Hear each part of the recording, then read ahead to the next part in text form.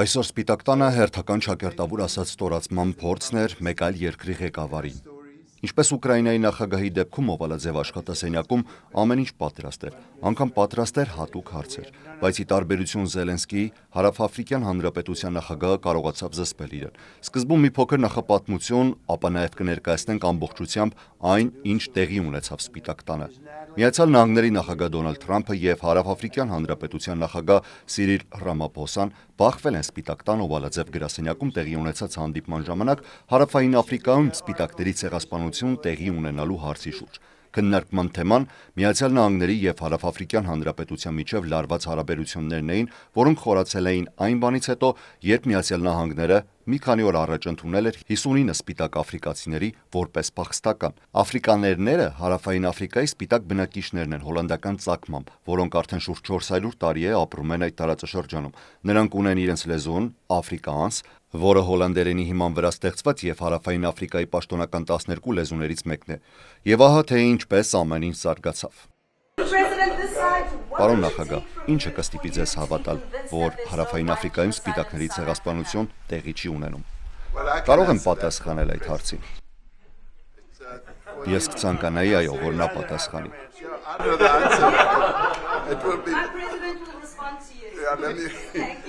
Շնորհակալություն, պարոն նախագահ։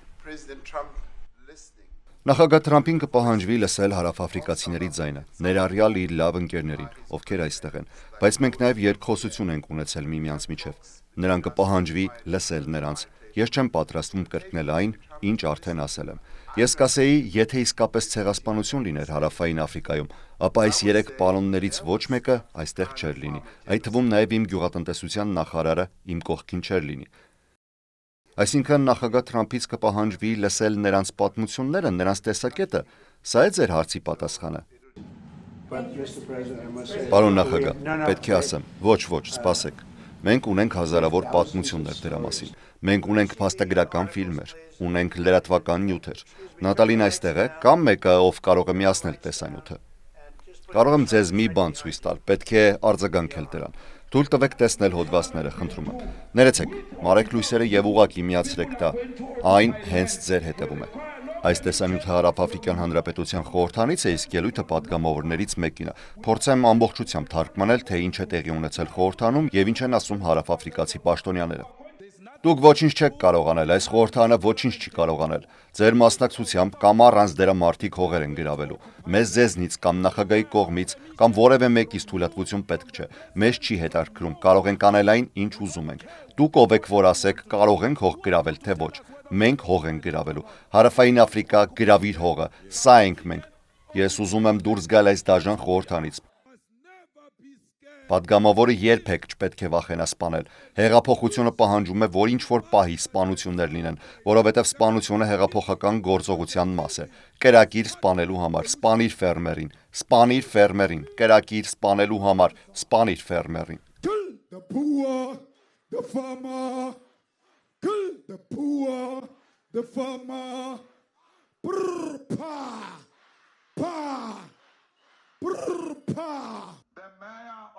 Քաղաքապետը Պորտ Էլիզաբեթում սպիտակամորթ տղամարդ է։ Երբ ուզում եք նրանց ուժեղ հարվածել, հարվածեք սպիտակամորթին։ Նրանք ծանր են տանում, երբ դիպչում է սպիտակամորթին։ Ոչ ոք մաբային կամ սիին չի դիպչելու։ Դիպչելու են, մի մտահոգվեք։ Բայց մենք սկսում ենք այս սպիտակներից։ Մենք կտրում ենք սպիտակության կոկորդը։ Կրակիր սպանելու համար։ Սպանիր ֆերմերին, սպանիր ֆերմերին։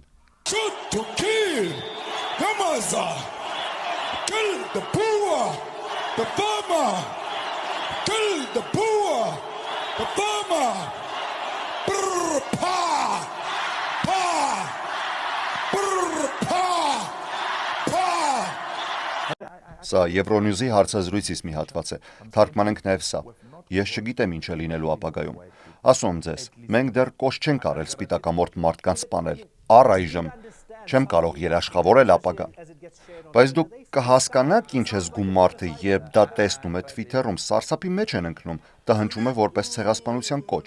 Մենք հողերը զավթելու ենք առանց փոխհատուցման, ուզեն թե չուզեն։ Եթե նրանք դեմ են, կարող են ապաստան փնտրել Ամերիկայում։ Վերադառնանք Օվալաձև աշխատասենյակ։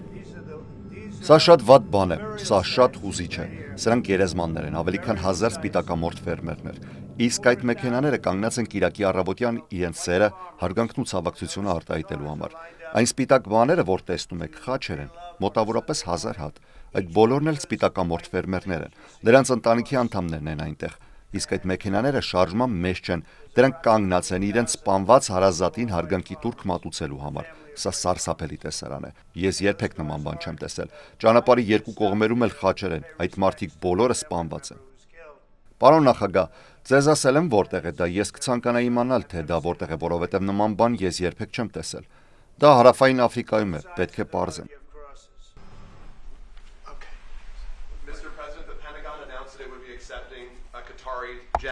Պարոն նախագահ, Պենտագոնը հայտարարել է, որ ընդունելու է Քաթարի կողմից տրամադրված ինքնաթիռ օգտագործման համար։ Սա ինչ կապ ունի Քաթարի ինքնաթիռի հետ։ Նրանք ինքնաթիռ են նվիրում Միացյալ Նահանգների ռազմաօդային ուժերին, լավ է, եւ դա հիանալի բան է։ Մենք այստեղ այլ լուրջ բաների մասին ենք խոսում։ NBC-ն փորձում է շեղել ուշադրություն նրանից, ինչ հենց նոր տեսակ։ Դուք սարսափելի լրագրող եք։ Ձեզ պակասում են լրագրող լինելու հատկությունները։ Դուք բավականաչափ խելացի չեք։ Դուք փորձում եք շեղել թեման խոսելով ինքնաթիռի մասին, որն ուղղակի նվիրում են Միացյալ Նահանգների ռազմաօդային ուժերին, ինչը նորից եմ ասում, հիանալի բան է։ Նրանք բացի այդ ինքնաթիռից տրամադրել են նաև 5.1 տրիլիոն դոլարի ներդրում։ Վերադարձեք, դուք պետք է վերադառնաք NBC-ի ստուդիա, որովհետև Բրայան Ռոբերտսը եւ այն մարդիկ, ովքեր ղեկավարում են այդ վայրը, պետք է քննության ենթարկվեն։ Նրանք չափազանց վատ են ղեկավարում այդ հեռուստաալիքը, եւ դուք անամոթ եք, այլևս հարցեր չտաք։ Շարունակեք խոսել դրա մասին։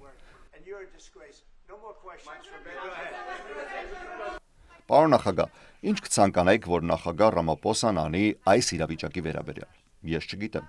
Այն մասին, ինչ որ տեսնում եք էկրանին։ Ես չգիտեմ, սրանք հոդվածներ են վերջին մի քանի օրվա ընթացքում մարդկանց մահվան մասին։ Սարսափելի մահ։ Ես չգիտեմ, արդյոք որևէ մեկը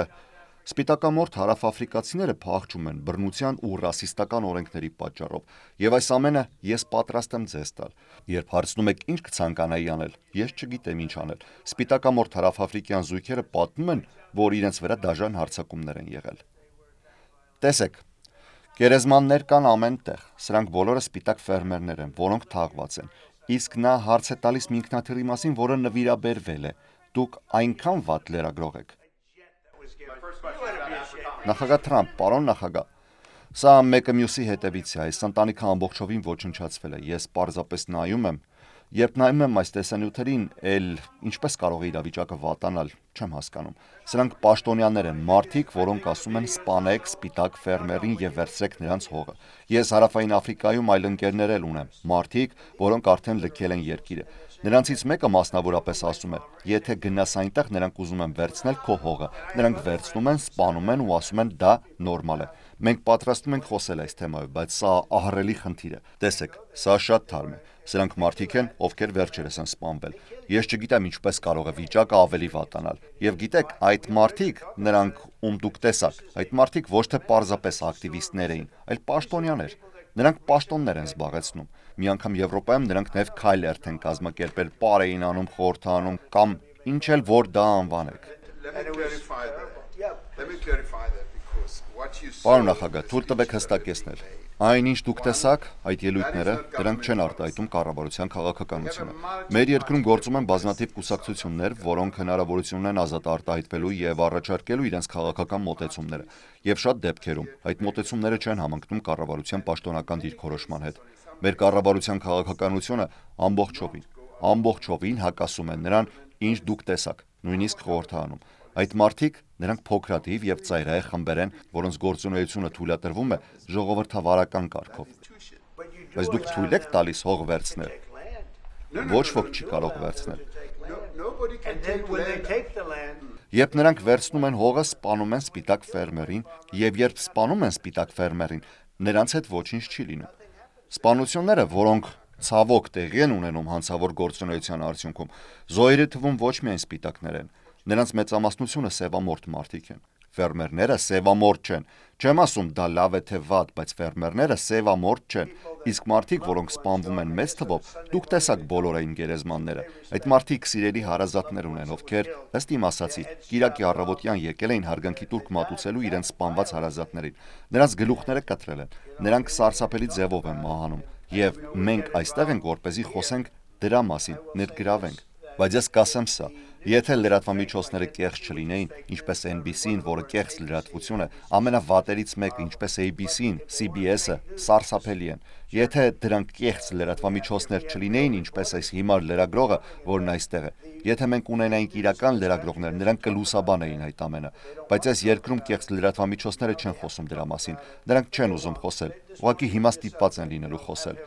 Բայց ոչ, նրանք էլի չեն խոսելու։ Նրանք չեն անի դա, նրանք նույնիսկ այս թեմային չեն անդրադառնա։ Փոխարենը նրանք կհարցնեն, թե ինչու է մեր երկիրը ինքնաթիռ նվեր ստանում։ Պատկերացրեք, ինչու է մի երկիր ինքնաթիռ տվել ԱՄՆ ռազմաօդային ուժերին։ Լավ, ոչ թե ինձ, այլ ԱՄՆ ռազմաօդային ուժերին, որտեղ նրանք փորձում են օգնել մեզ, որովհետև մեզ օդուժի օդանավ է պետք։ Air Force One-ը դեռևս կառուցվում է, երկուսն են կառուցվում։ Boeing-ը մի քիչ ուշացնում է ցավոք։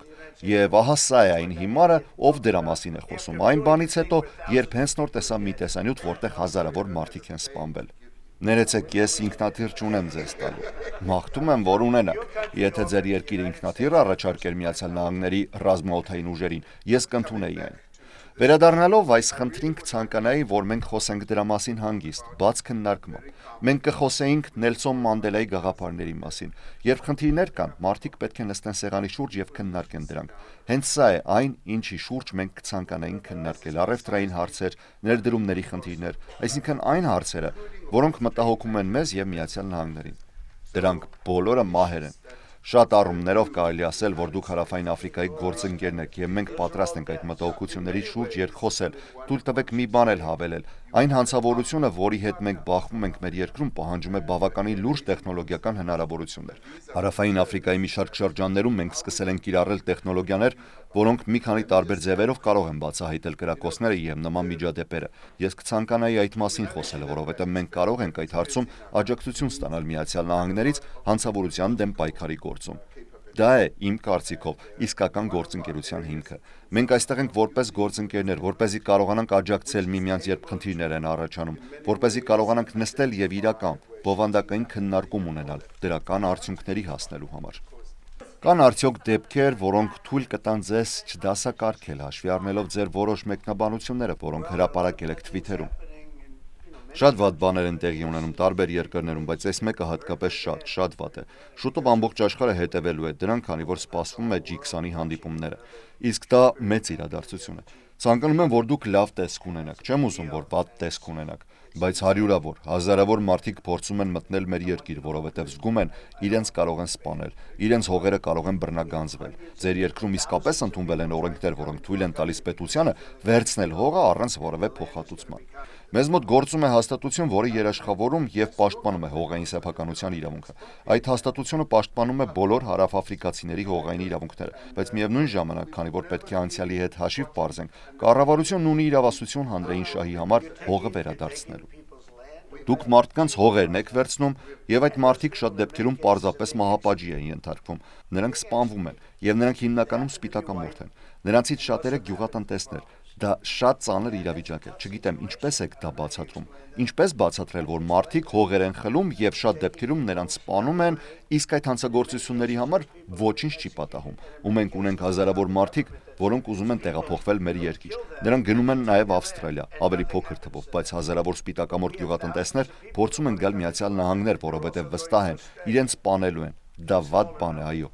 Կցանկանայիք, որ Հարավային Աֆրիկան բարելավի հարաբերությունները Միացյալ Նահանգների հետ։ Մենք հենց նոր քննարկում ենք մի շատ բարդ սարք, 150 հատ։ Նախագահը հարցրեց, կարող ենք օգնել, եւ ես համաձայնեցի։ Ես լավ վերաբերմունք ունեմ բոլոր երկրների հանդեպ։ Տեսեք, ես գործ ունեմ բոլոր երկրների հետ, բայց շատ լավ վերաբերմունք ունեմ Հարավային Աֆրիկայի հանդեպ, որովհետեւ ունեմ ընկերներ, որոնցից մի քանիսը այսօր այստեղ են։ Ունեմ բազմաթիվ հարավաֆրիկացի ընկերներ, բայց նրանցից շատերը չեն կարող վերադառնալ իրենց երկիր։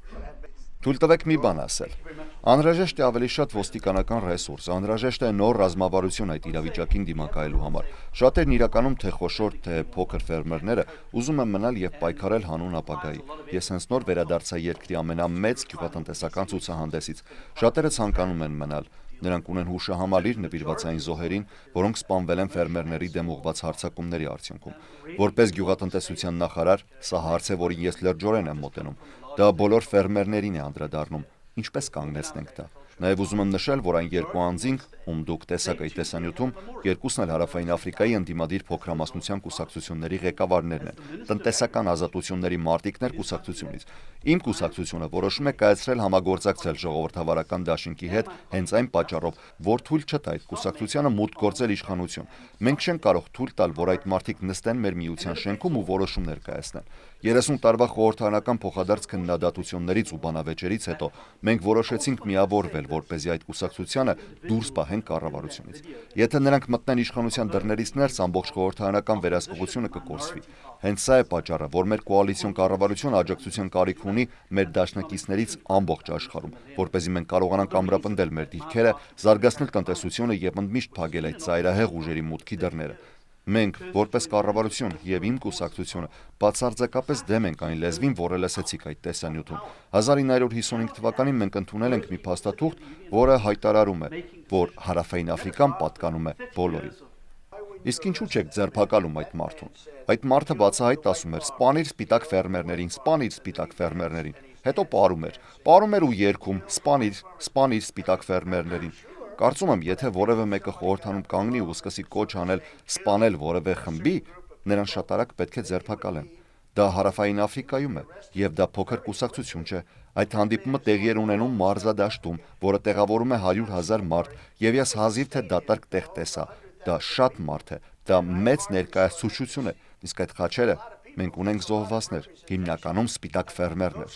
Նայեք Ավստրալիային, նրանք նույնպես լեցված են փախստականներով, ինչպես մենք։ Մարդիկ ուզում են դուրս գալ այդ երկրից, նրանց ֆերմաներն այլևս արժեք չունեն։ Դրանք անարժեք են եւ նրանք պարզապես ուզում են փրկել իրենց կյանքը։ Սա շատ լուրջ իրավիճակ է։ Եթե մենք ունենայինք իրական մամուլ, բայց չունենք, որովհետև նրանք չեն խոսում այս մասին։ Նրանք բոլորը նման են այն հիմարին, որը հիմա այս սենյակում է։ Եթե իսկական մամուլ ունենայինք, սա արդեն բացահայտված կլիներ։ Այդ ժամանակ է, որ խնդիրները սկսվում են լուծել, բայց մարդիկ չեն խոսում այդ մասին։ Ինձ լսեք, ով է խոսում դրա մասին։ Միայն այն հազարավոր մարդիկ, ովքեր հիմա փախչում են Հարավային Աֆրիկայից։